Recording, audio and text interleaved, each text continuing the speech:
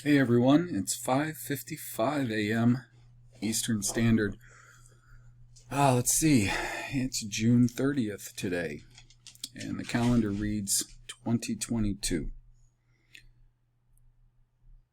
It seemed kind of pointless to make this one topical because there's just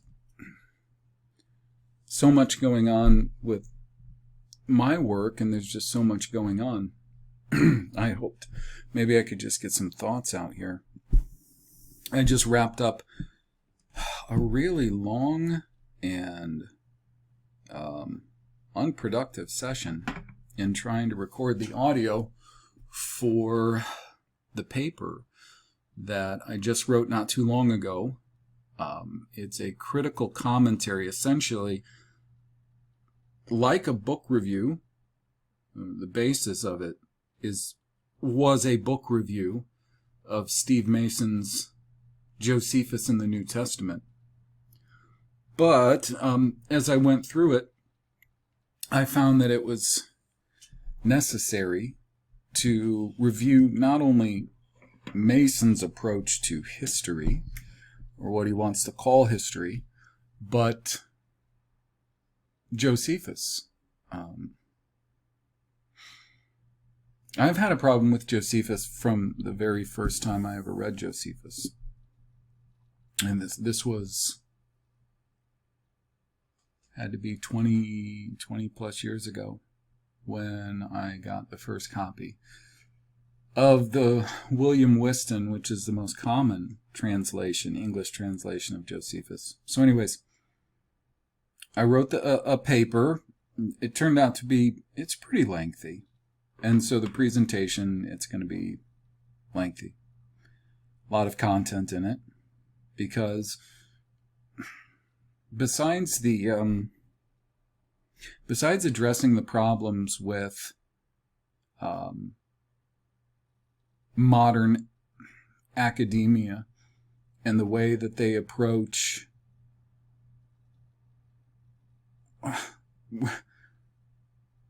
really bad, in my opinion, and I think it's more than my opinion, I think it's pretty objective, the way they approach bad history, like bad historical accounts, things that are purported to be historical accounts, as something that we should build a foundation from, and that's the status quo. And that's exactly how Mason approaches it. His look at Josephus is how he approaches not only Josephus, but I would say like the parallel authors to Josephus, which would more specifically be Jerome, Eusebius, and, other big ones. You have Pliny, the Elder. Pliny the Elder? Yeah. And even, he brings up Herodotus for certain examples of things. And I've encouraged people, oftentimes they should read Herodotus. And I'll be shocked if any of the honest people out there read Herodotus and come back and say, I found it totally believable. So, yeah, that didn't go well this morning. Some days, it feels like you don't have it in you. Today's one of those days. It doesn't feel like I have it in me. I don't know if it's the way that everything's going now. Because now, we are, specifically in the U.S., and I would imagine this would be North America, this would be probably the Western world, but most specifically in North America, because it has a lot to do with the Federal Reserve, we're seeing the results of a couple of years of just unchecked printing of money and just burning it, just burning through it. I see people posting frequently on Facebook about how hard it is now for them to maintain a business or put gas in their vehicles, complaining about prices of foods that are going up. And of course, any of you that keep up on what's going on in general knows that it's like 17 or 18 food processing plants like mysteriously burnt down, or something else has happened to them in a very short span of time. A couple of years. Big plants. Some of them very, very large plants. So I hear all this complaining from people. And I don't, in one way, in one big strong way, I don't care. Absolutely do not care. I'm thrilled that their life is sucking. Absolutely thrilled about it. Because you see, these were the same people that couldn't give you the time of day when you were trying to talk to them or ask them in some kind of general way to provide you with, give me some good hard evidence that this pseudo-medical scientific story that they used as the basis to do everything that they did for the last couple of years is provable, scientifically provable. Can you show me, provide to me, the studies that positively prove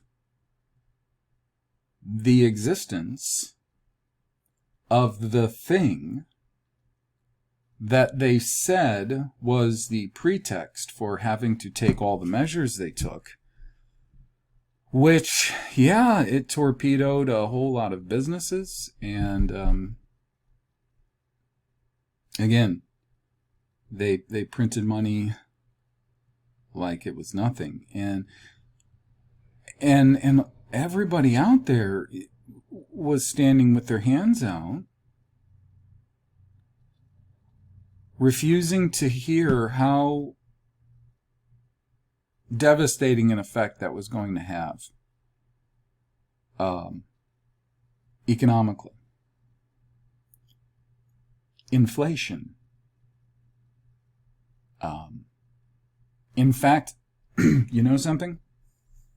I said many times to people directly and on social media a couple of years ago when the handouts started happening, when people were being told to stay home and handouts started coming from the Fed, I told a lot of people, I said, this is not a direction you want to be happy about going in. I told them, this is not real money. What you're getting right now, you think you're getting money. You're not getting money. I know it's spending like money, but what you're getting right now is massive debt. That's what you're getting. And I said, this debt is not going to catch up the way that maybe older, more subtle inflations have really caught up from one generation to the next. I said, this is going to catch up right away. I said, in a few years, it's going to be terrible. You're not going to be able to afford much of anything the way that you did. This is going to have such a bad impact on the economy. And again, the justification for such a thing all rests on whether or not this thing, this invisible thing that under an electron microscope could be what they say, but it could also be something completely different. And with the way that they do the experiments to try to prove the existence of these things is so full of assumptions, doesn't have controls, which you're always supposed to have, especially with these medical experiments. And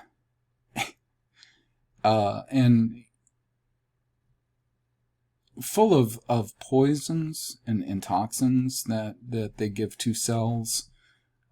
I don't know something that wouldn't be remarkably diseased and in terrible shape by the time they're done with it. But again, no control to go alongside that. But nobody wanted to hear it. Nobody wanted to talk about it. When I would make the challenge, let's say on social media, or even when I did in person with some people, they would almost without fail go to CDC website and just literally bring up maybe one of their pages, and hold that up as proof. They didn't read it. They could not tell me in their own words what it was saying or why they believed in reality that they had proven anything about this thing. And now all those people are feeling the pressure. Gas prices are up a lot. A number of service providers are going up, are warning of their increases. I still currently rent. That has gone up significantly because property taxes are increasing. I buy raw milk from a local farm. They sent out an email yesterday letting everybody know that because prices have increased so dramatically, that they've been really trying to stay with all of their contracts, because you sign a year's contract with them. You have to do a cow share. You can't just buy raw milk. You essentially do a cow share, so you own. Technically, that's what the language that's used, so you can get raw milk, because God forbid you should just be able to buy something that you want. So you got to go through all these hoops and use special language just so you can buy something that's completely natural that you want to buy. But anyways, yeah, they said that they had been trying for, for months now to honor all the contracts, specifically with their milk share. They do other kinds of shares because they raise a lot of different things out there. But they've been trying to honor all of their contracts until the contracts were up, and then when it would be time to re-up the contract, then they could introduce the hikes. And they essentially said they just can't do it anymore, and that they have to put those hikes in place. And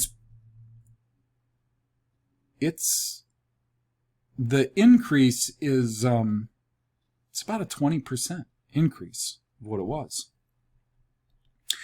And so what they said was that they're very willing to let anyone out of their contract, but they can't continue the contract at that price. And I've been dealing with them for 8-9 months. To me, they seem pretty decent. Like, they don't seem like shysters or anything, you know. And just the fact that they're very apologetic about it and saying they really wish they didn't have to do this and are very willing to let any and everyone out of their contract who objects, then I, have to believe this is something that they saw that they really had to do. And I mean, these people, they're not living large, they're not they're not farmers driving the new vehicles, and it's nothing like that. So there's that. And as I'm going through our bills lately, I'm seeing just everything. Everything is increasing. So I know everybody's seeing that. Everybody's feeling that. And for everybody who wouldn't listen for the past few years, that is now feeling the difficulty just at this stage, how difficult things are becoming now. And they're looking forward and they're thinking, wow, how difficult is this going to be? Because, a lot of employers, especially the big ones, the big corporate employers, they were really giving out a lot of hefty benefits during the cash grab the last couple of years. And I mean, a lot of people, thought they were just doing great. A lot of people were getting types of sign-on bonuses and other types of special bonuses. And I'm telling you right now, what's going to happen is, because here, let me give you an example. Okay. So my wife went to work for a local super large, in my opinion, medical corporation. Okay. Specific, I guess, to Grand Rapids. I don't know if it's statewide. They're big, though. And what they did was, not long after she started, we were offering to a number of certain specific employees, a lot of them though, these bonuses for a commitment to staying there for like a couple of years. They were like these bonuses for these very long-term commitments. And of course, everybody's going to see that as like, yeah, all right. So then what happens when you're committed to something like that? You got your bonus way back when, and if you're like, well, let's just say pretty much nearly 100% of everyone I know, close or far, and you blow a lot of that on bullshit entertainment, whatever that may be. And then the inflation hits. And you're still making about the same wage, and you're probably going to for some time if you want to see out the length of that agreement. Then all of a sudden, those agreements don't become that attractive. And then you have to wonder, that's interesting. I wonder if they had foresight when they were getting all of us to agree to that, for a few $1,000 back when all that money was being passed out anyways. So a lot of people, they're feeling it, and they're looking forward, and they're thinking, yikes. How rough are things going to get? Like right now, personally,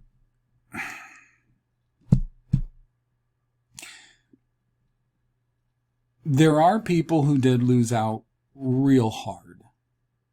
People who didn't have a lot to begin with, had very little, had certain businesses that were kind of just holding on and maintaining, that got pretty well sunk a couple years ago.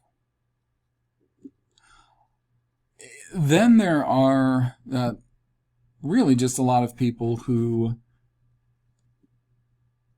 now they have a lot of businesses that are looking like they're not going to do so good because of certain price hikes. If they have a business that relies heavily on buying and using types of gas, diesel, they might go under before too long. They won't be able to, afford to compete. Ownership of more and more will go into less and less hands, just like it has been.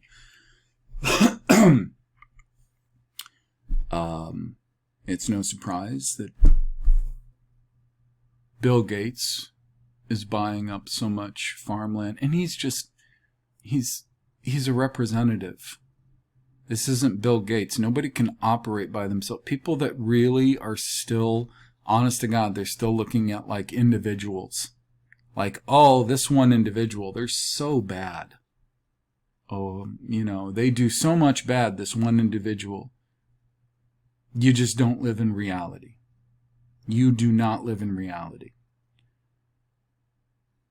I don't care how much money someone has or how much power they appear to have. They can never acquire all that money, all that power or influence, whatever it is that they seem to wield, in a vacuum without anyone else noticing.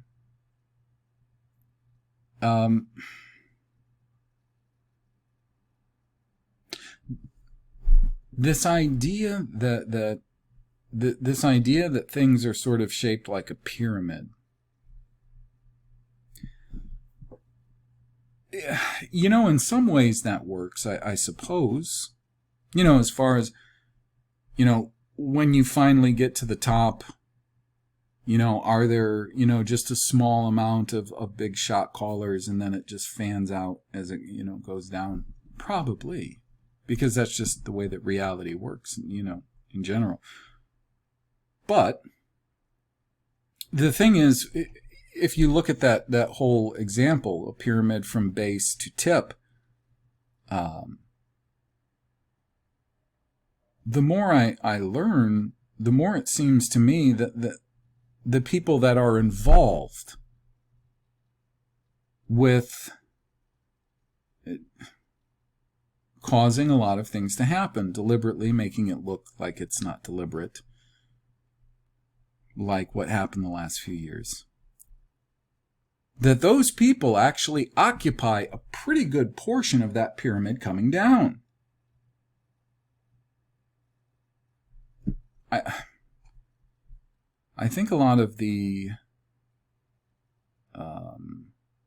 false models we've been fed seem to mostly all, no matter who they say it is at the top.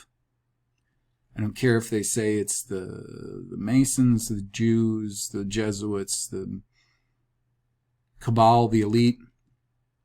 Usually a very small segment at the top that's really just fanning down orders, compartmentalizing, blah, blah, blah, blah, blah, blah, blah.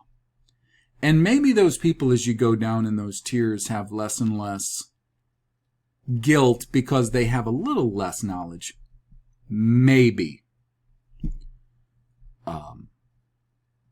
But to be honest with you, the way that everything works,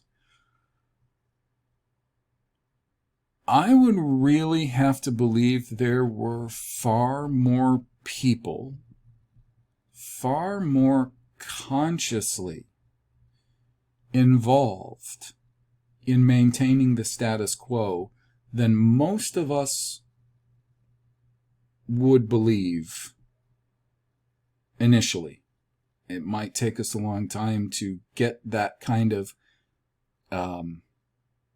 scope of how many people are really involved in this. And I'm sure a lot of this has to do not only with tribalism, but with numbers. And, you know, the extraction of wealth and the use of wealth and the distribution of wealth up to them, and the use of slave labor, us, in the bottom few tiers.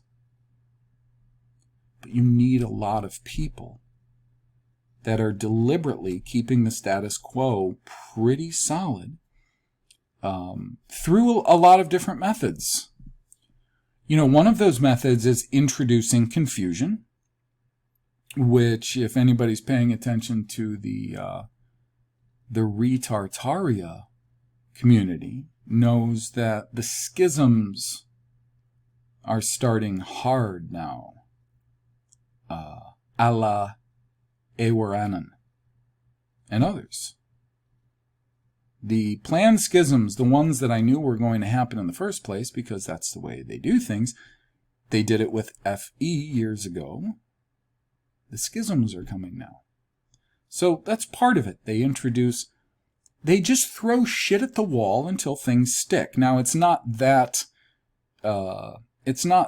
absolutely coarse and unthought out, but there's a method to that. Throwing shit at the wall. And you're the wall.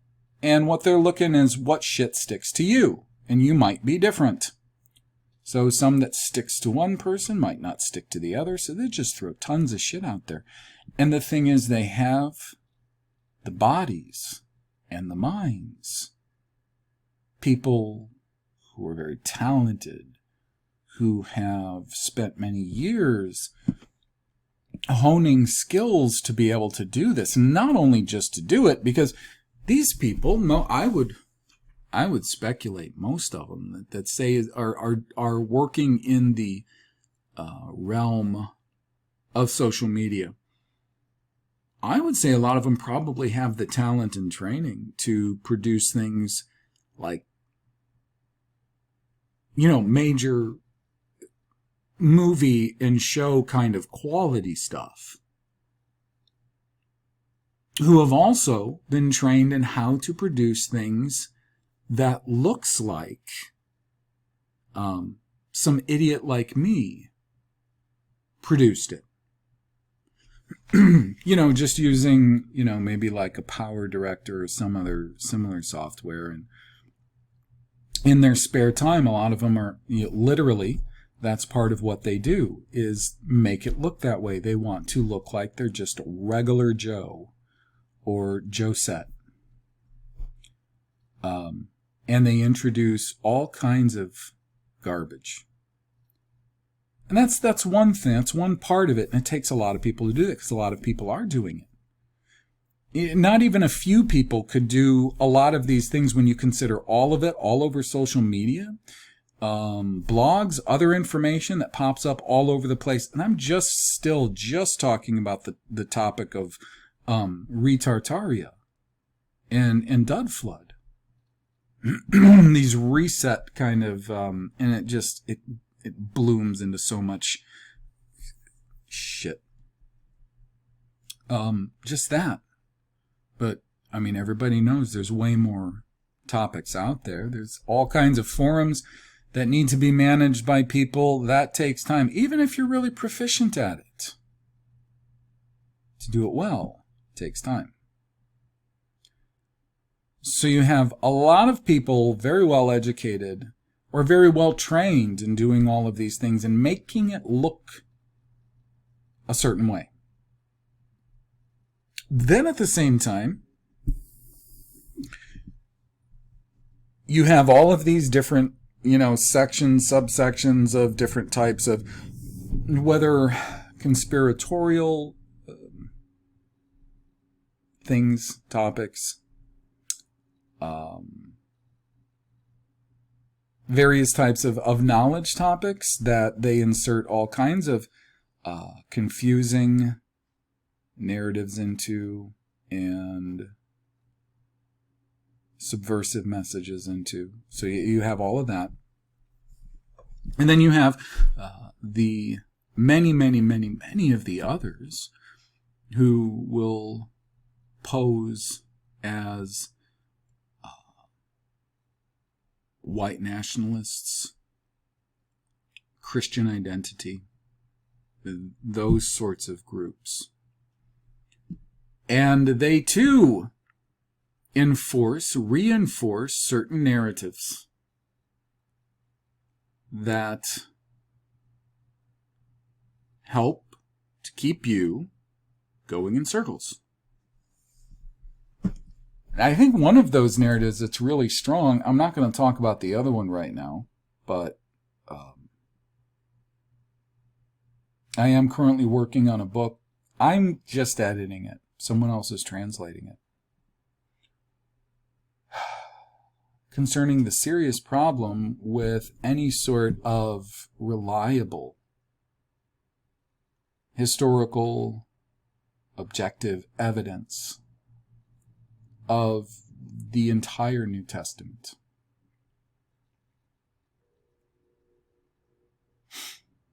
And the thing is, if we want to get to the truth, we have to be willing to take a serious look at everything.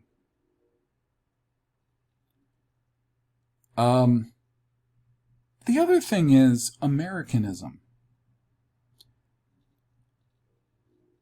I think without fail, just about every character I can think of in those sorts of topics, kind of at the vanguard of all of those topics. And they don't have to be American. They could be English. They could be from a number of Western countries. Put the country's name on it and then an ism. But I think the Americanism idea is very, very important. Because America, more than any of these other countries, is being posed as the new world with a very specific narrative and chain of events that they expect us to believe. And I'm telling you, without fail, all of these people that are supposedly, alt-right, if you want to call them that, white separatists, pro-white, Christian identity, all those kinds of groups, without fail, support Americanism, those ideas. They'll, of course, switch it up a little bit, but for the most part, they want you to believe that this group of founders, and of course they'll have different ideas about who these people are depending on the kind of group, but it's all basically the same, that these group of founders who came together in America and threw off the shackles of the oppressive kings and drafted this Declaration of Independence and this Constitution at a certain point, and so on and so forth, and so on and so forth, and so on and so forth. And that then all of the events that followed, pretty much because you have to figure all of these things, let's just say America taking shape as most people believe it today, happened in the late 1700s. And according to their narrative, America, as far as the population, really didn't extend past the Appalachians westward until about the 1800s. And, somewhat before that, but very sparse, limited. I'm talking about their narrative, pioneers and all of that stuff. But almost without fail, they will convince you of the whole Founding Fathers thing, Declaration of Independence, Constitution, so on and so forth, and things playing out after that, War of 1812, Civil War. And of course, really, most of them will interject, of course, the problem in all of this was the Jew. And that's something else all of these people have in common. Do they have that in common because they're correct?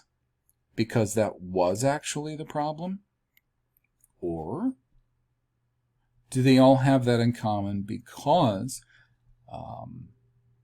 that has been, specifically the Ashkenazim, has been the agreed upon frontman to a lot of the problematic, subversive things that they have to do.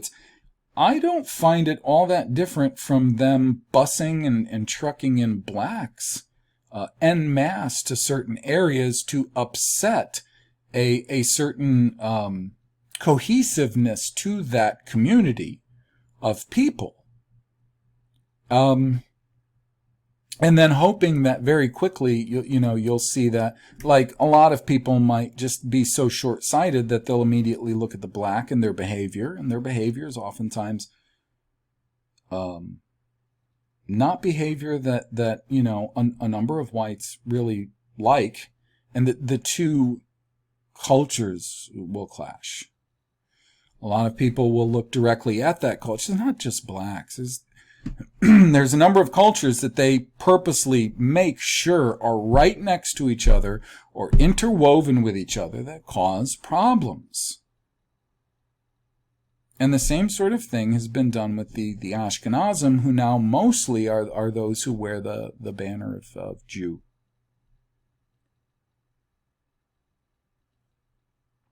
Well, I'll tell you what, if the Jews are running things, they're pretty stupid.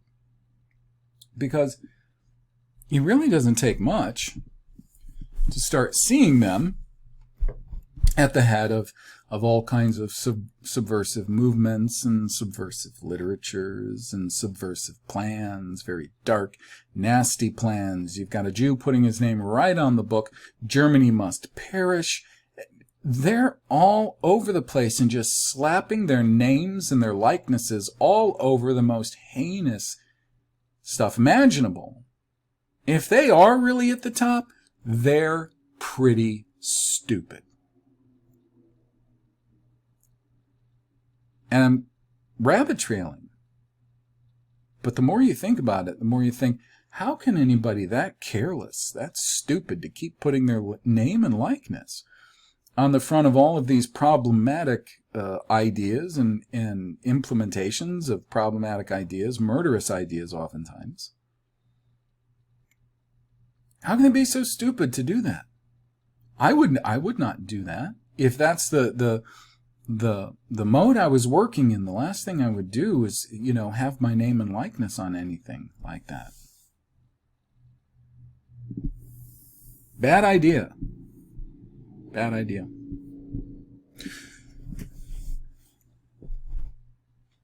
But it's really something, because when I'm trying to think a lot of things out, because there's only so much that you can really extract from what information we have.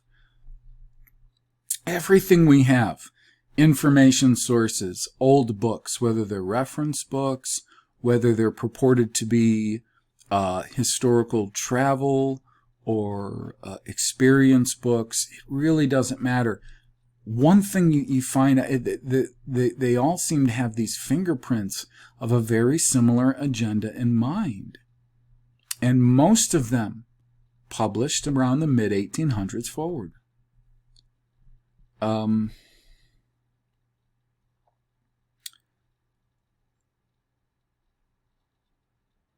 The thing is, I have to basically look at the people in the organizations that I find to be the most untrustworthy, pushing some of the most egregious narratives. When I say that, I mean just unhealthy to me and my kinsmen, and really the world, let's just say everybody not deliberately involved in the current shit show. They're bad for everyone. They're very good for themselves, and that's why so many are involved. It's very good for them. Not so good for everyone else. So what I do is I tend to look at them and pay close attention to what are the things that they keep reinforcing. One of those things is Americanism. The really strange thing is this. So when you start looking at the details of the infrastructure, details, how they could produce the infrastructure, details. Anyone who tells you that, no, they could do this very quickly, I think they're pretty ignorant. There are a number of things that could be done, projects, that could be done quickly, depending on if you had the manpower, depending on if you had the skilled manpower. You don't just build a large steel girder bridge with large concrete piers with unskilled laborers, skilled workers. Anyways, acquiring the materials and what material methods there were, and so on and so forth, and so on and so forth, so on and so forth. And by the way, I am planning a live stream that will start happening soon, where I will be showing propaganda films that have been produced about certain things, and then basically talking about the certain points in them and whether we can believe them or not. This should happen on a Saturday. Basically, it's going to be like a Saturday afternoon live stream thing. I will let you know more as I can develop it and get it really set in stone. But when you look at all of these things and you start putting all of the pieces together, because you have to do that, you can't look at one aspect of what's going on or what's gone on and think you are going to have a good idea about anything. You really have to take everything you can possibly understand, and put it all together somehow and try to examine all of these facets of it to get some kind of an idea of where we've been. What are the time frames? What are the potential ones? And then that even takes a long time. But I would say, based on all of that, that there is really not a lot of, in my opinion, good solid evidence of a lot of things that they claim to have happened before even the 1860s, 1850s. And I'm not too sure, really not too sure about the specifics of the American Civil War. There's a lot to that that we can examine and should. But for those reasons, because I have such a problem with the official narrative concerning infrastructure, for one, big one, that's a giant, huge, big one, infrastructure. The industry needed to create a lot of the travel and where a lot of resources come from to fuel those industries, and how you can possibly tie all of that together in such a very short span of time and then get this infrastructure installed right on top of that short span of time. To me, that's nuts. You know, the problem is the people who are flip-flopping now will do things by attacking ideas that they and people like them introduced in the first place. This is how they do it. This is how the straw man works. They build the straw man. The straw man sucks. They build it. They build it, and either they themselves or one of their compadres, they come along with the match and burn it all down, and you think all of a sudden you've been wrong. None of this can be right. So if one of them shows you that a certain cathedral that is a beautiful structure, absolutely beautiful structure, if he can show you proof, and I would say some of the proof that I've seen of some magnificent structures being built, even that is questionable. Because I'll tell you something. I would really like to talk to some of the people who supposedly worked on some of these absolutely magnificent structures, just to find out, were they there? Were they there for the excavation? Were they there for the installation of the foundation, the footings? Were they there when the first cornerstone was laid and the initial foundational masonry was being done? Not they were there helping to build it, putting a roof on a certain portion of it. Therefore, of course, it was built in a certain time. So I do also have problems with the not only the flip, the narrative that they installed before building the straw man, but I have a problem with the flop, the burning down of the straw man. Because, of course, they do these things in these ways to fuck you right up. And if you're not paying really close attention and asking the right questions, they'll do just that. They'll make you look pretty stupid when you try to talk to others about it. Now, based on the fact that I have a serious problem with anything happening in the way that they claim, even from the 1870s before, and I'm dead serious when I say that. Because of that, the stories that were told about the progression of the U.S. Constitution, they now get interesting. Why? Well, because for one, we are told that the United States had this beautiful, brilliant Constitution guaranteeing all these rights, and things were just way different up until the Civil War. Up until the Civil War, when Abraham Lincoln, the president at the time, whose image, he's one of the faces on Mount Rushmore, and his image is on countless statues all over this country in North America, that face. They say that guy suspended the Constitution. And that only a few short years later, they passed the Organic Act of 1870, which, from the time they say that Lincoln suspended the Constitution, he had created a separate, essentially a corporation of the United States. And then in just a few years, then that's when they erased the original 13th Amendment, changed it, and you got the 14th Amendment. It's just turning everyone into slaves. They say that's when they were turned into slaves, but just bear with me.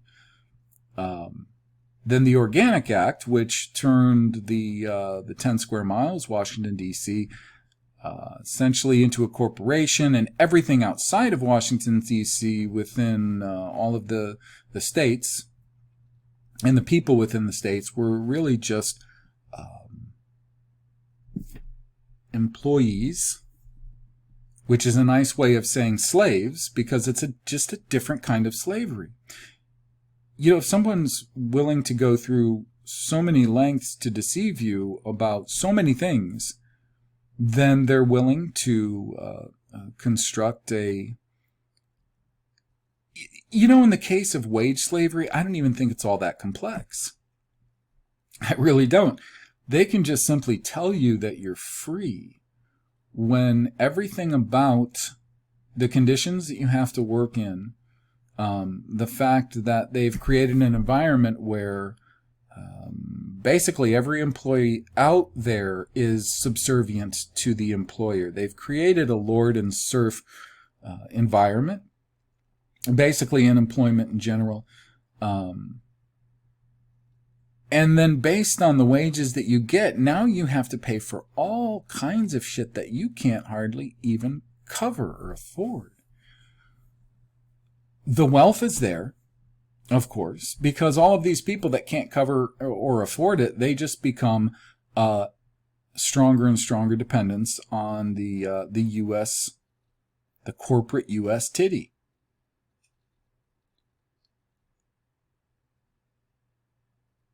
So when it comes right down to it, everybody has been a slave since about the 1860s, 70s.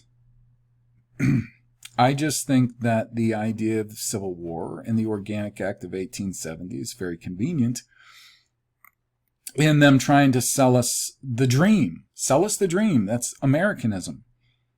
That it all started out really good. Really, really, really well. This is how they sell us the dream. That America had far more lofty foundations, but it all went awry in the mid to late 1800s. Of course, this is also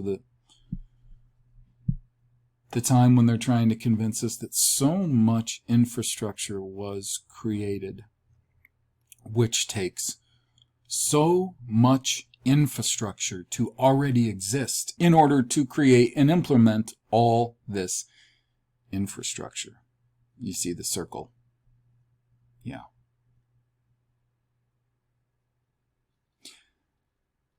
So I absolutely do believe that those people out there who push the idea of Americanism, and now there's a good number of them right in the whole Retartaria, Dudflood, reset community. They are nothing but bad actors, and that's the nice term I have for them. You know, the not so nice term is that they are deliberately deceiving you, and that they are, for all I know, shit-eating Canaanites. I don't know what else to call them. And I don't have all of the answers as far as their motives go. I mean, are their motives just to keep their belly full and to keep living a life where, you know, you have really two layers, you know? I guess maybe think of it like level water. You know, they're floating on it and we're being pushed down beneath it. Are they just random people that are willing to say and do whatever they have to say and do to keep floating on top instead of being underneath? Only to a very mild extent, I would say. I think there's far more about this that speaks to tribalism, them having all the records, them knowing where you come from, where I come from, absolutely knowing where they come from, and dividing everything as far as who's going to continue free and who's going to continue as a slave. Along those lines. And I'm sure they have their own tiers to how everything works, sure. But that's how I would say everything is divided up. And I don't think all of those people who are, let's say, the in-tribes, with an S, in-tribes people, are, you know, necessarily doing a lot of things that are, you know, specifically deliberate. But I do believe there is a lot more of them working against the rest of the people of the world, and most specifically certain people. Absolutely, I have to assume, against my tribes. the people they call German, they call Irish. Really just the peasants, the slave peasants that were slaves back there,